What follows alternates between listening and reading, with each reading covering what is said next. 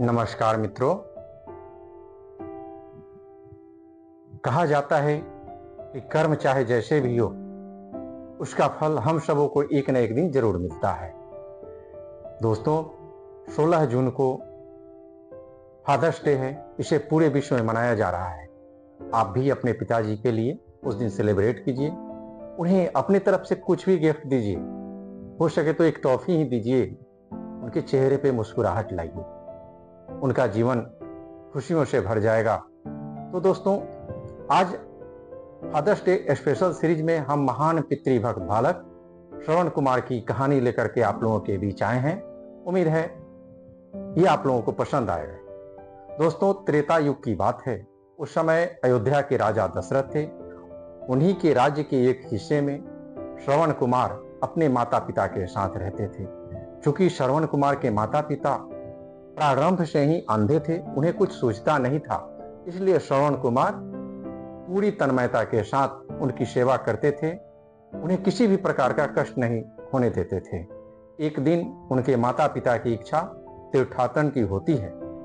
हमारे धर्म ग्रंथों में ऐसा कहा गया है कि तीर्थाटन से पूर्व जन्म के पाप मिट जाते हैं। तो श्रवण कुमार ने इसे सहर्ष स्वीकार कर लिया। उन्हें पितृ भक्ति में आनंद था। क्योंकि माता पिता के चरणों में ही तीनों लोगों का वास होता है। श्रवण कुमार अपने माता पिता को कंधे पे बैठाए तीर्थाटन की ओर चल पड़े। चलते चलते एक जगह पे उनके माता पिता कहते हैं कि हे पुत्र, जोरों से प्यास लगी है, पानी की व्यवस्था करो।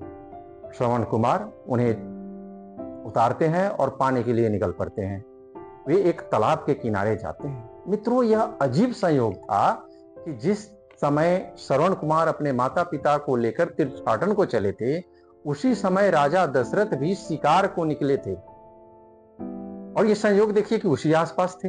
ज्यों ही श्रवण कुमार घड़ा को तालाब में डालते हैं पानी के लिए, उसकी आवाज दशरथ के कानों तक पहुंचती है। वे वहीं से शब्द भेदी बाण छोड़ते हैं और ये बाण सीधे श्रवण कुमार के सीने में लगती है। वे गिर पड़ते हैं। जब राजा दशरथ आते हैं उनके पास, तो देखते हैं कि यहाँ पे कोई जानवर नहीं है, तो इंसान है। पानी के छींटे मारते हैं। उनसे पूछते हैं कि भाई कौन हो। श्रवण कुमार सारी बात बताते हैं और कहते हैं कि हे राजन, ये पात्र आप मेरे पिता और माता के पास ले जाइए, उन्हें पानी पिलाइए, अन्यथा वे प्यास से मर जाएंगे। कहाँ श्रवण कुमार वो जान के लाले पड़े थे, वे भी मरने के कगार पर थे, लेकिन उन्हें चिंता थी तो अपने माता पिता।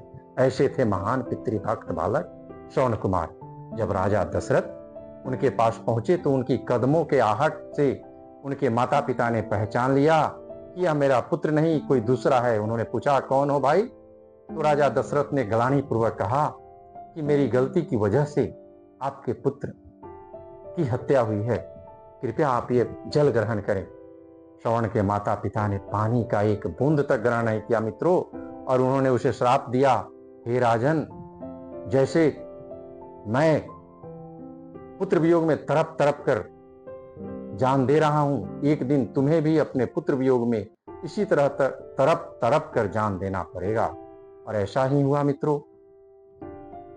भगवान राम को 14 वर्षों के वनवास देने के बाद राजा दशरथ के प्राण बड़े कष्ट में निकले मित्रों, बड़े कष्ट में निकले।